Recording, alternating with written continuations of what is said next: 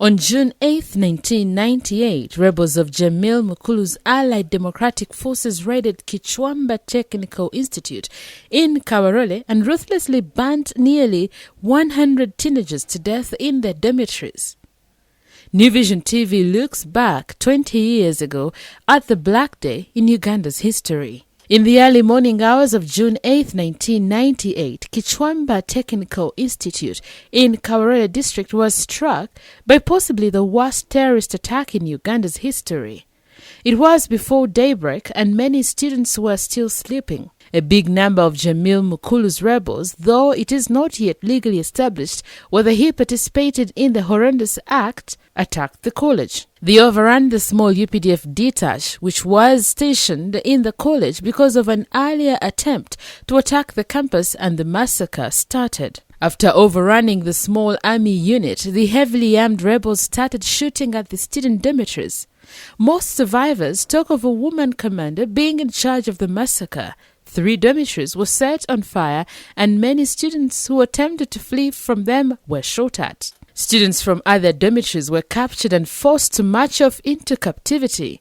Others managed to escape and run into the school farm. The attack and massacre lasted 1 hour and the rebels retreated before the army and police could arrive on the scene at about 8 in the morning. As the locals started converging at the smoldering school, the students who were hiding started sneaking back. By mid-morning, a head count and roll call established that a total was well over 100 of missing and dead students. Many survivors were badly burnt.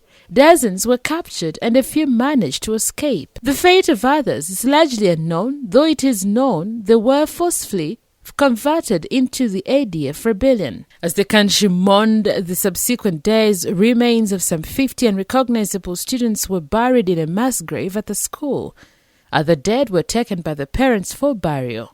The attack galvanized a strong response from the government and stepped up attacks on ADF, who were forced out of the mountains until they retreated into the Congo, where the government in Kinshasa allowed the UPDF to pursue them. The Kichwamba attack victims faded into oblivion, and many casualties may not have gotten enough support.